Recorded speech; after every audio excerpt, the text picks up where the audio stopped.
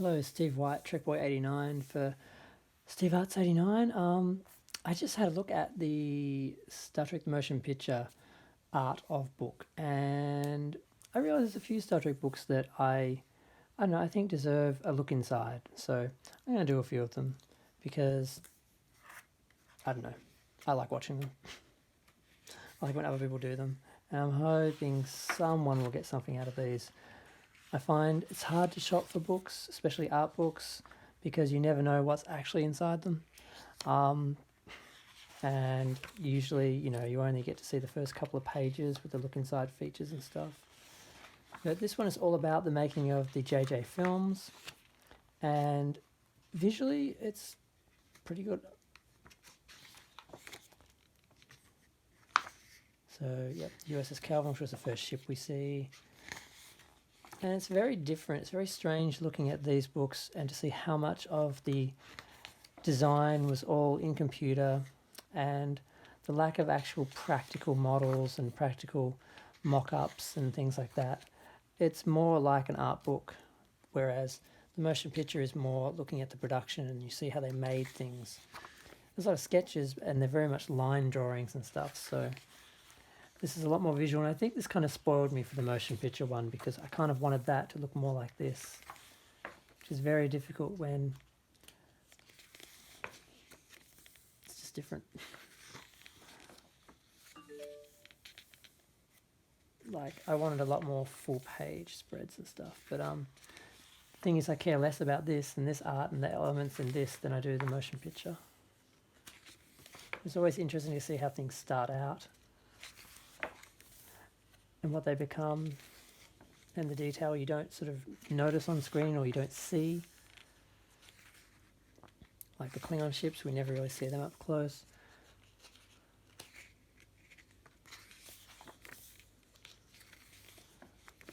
A lot of design elements went into Vulcan, and it's kind of funny when you look at this now.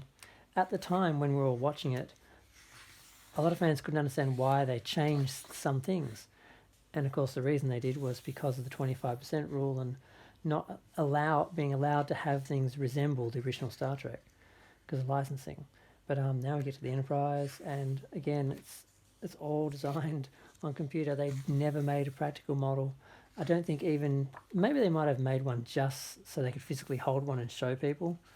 I know they did that with some of the other shows that were CGI effects, but they made an actual model so they could hold it and look at it, even though they've got the digital simulations and everything.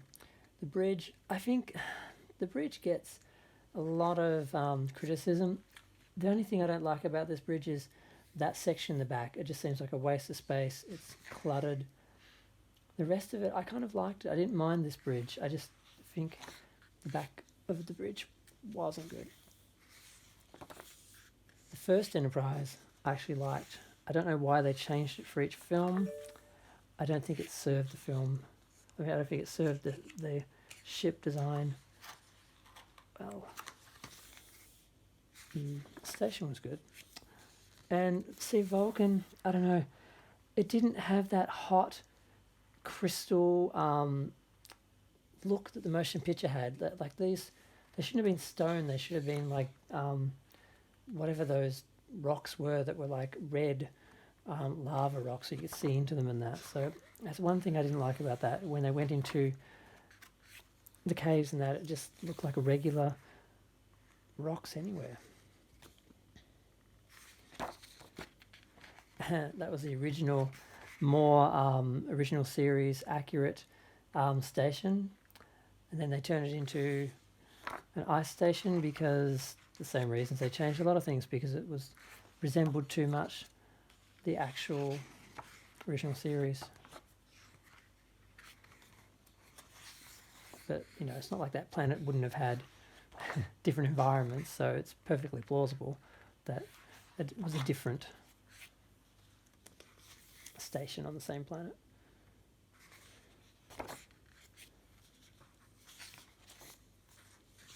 Into darkness. Now the best part of this damn film is the start of the film when they're on another planet and they're just having an adventure.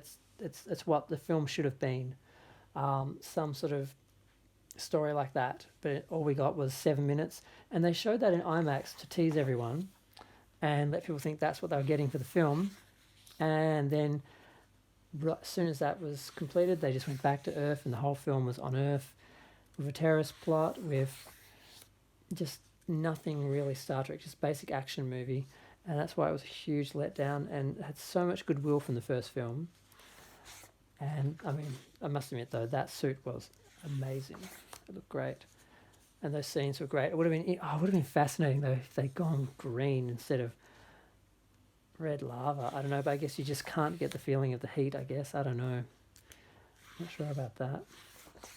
Future London, but that's the problem. The rest of the film was just future on set, trying to just make locations look futuristic, and it really didn't say Star Trek a lot of the film. I mean, we still went to Klingon homeworld, sorry. Did I really just call it Klingon? Thinking of Vulcan.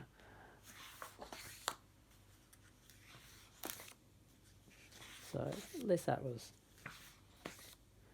good. Now, Khan. It's funny, I remember JJ telling us not to tell anyone. I was at the first screening in Australia before anyone else saw it. Some press had seen it, but no one else, audience in the world, had seen it. And he literally asked us not to tell anyone, and I didn't tell anyone. But yeah, huge issues. But this is not a review of the film. Yeah. But they did also change the costumes in this film, which kind of took away from them. The Vengeance, now that was oversized and too much. Like the design, like the warp cores and stuff, they based it on real life science. I don't know why they didn't just design. They could have designed a gorgeous engineering section if they really tried. It's such a pity they went with that. They did have a design which I've seen that they never used. I don't remember if it's in this book. Yeah, the suits were okay. They weren't as colourful in the film. The engineering, I mean, it's just too messy and complicated. By the 21st century, there'd be a lot of simplification. It just looks too much like modern technology. That was a pretty good scene. Beyond, now I don't know why they did that to the Enterprise at the end. I'm glad there isn't a fourth film if that's the ship that we're going to be in. Yeah, no, it looks like a turkey. Literally a turkey.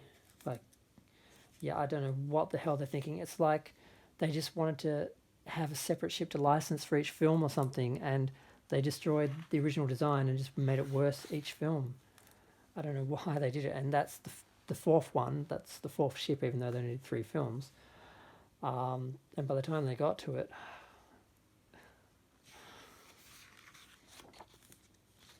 and the costumes, I originally hated them, but they sort of grew on me a bit. They do feel more like what was going into the motion picture, but they should have been what was on the space station. That's what we should have seen on the space station. They should have had the regular costumes, uniforms on the ship, and just the space station was the newer ones.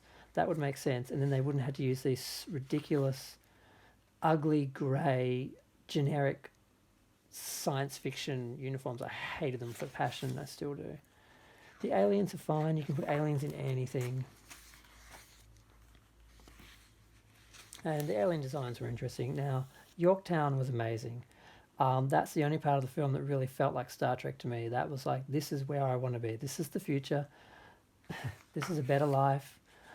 And seeing the ships and seeing the size of it and the ships move through the tunnels, it really was great. That was the one shining part of that film.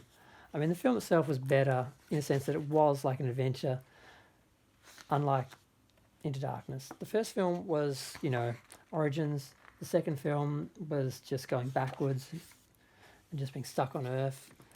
The third film, they at least got out into space, but then they ended up, the Enterprise was destroyed, and they ended up on a planet. I wish they had just, I know it's not a review of the film, but I wish they had just, wow, they look amazing.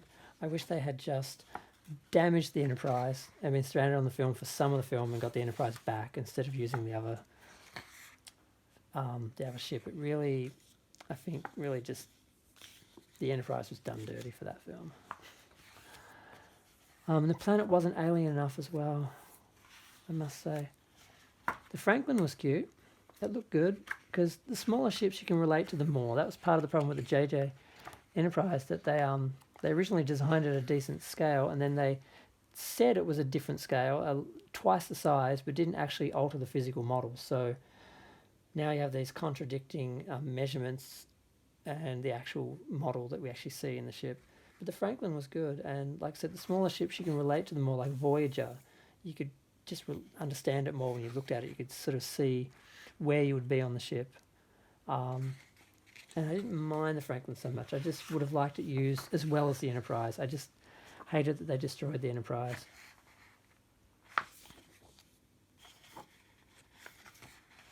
And there we get to the end. But yeah, I'm not sure how many people are going to actually watch these videos or enjoy them, but I like looking inside books, especially ones I don't have, because it makes it easy to decide if I want to get them, and if I never get them, at least I've already seen them, so it's okay if I can't get my own copy. But I'm going to do a few more of these just because I just like them. Feel free to share, like, comment, subscribe, let me know what you think of the book, and yeah, maybe even the films, I don't know. Thanks, bye.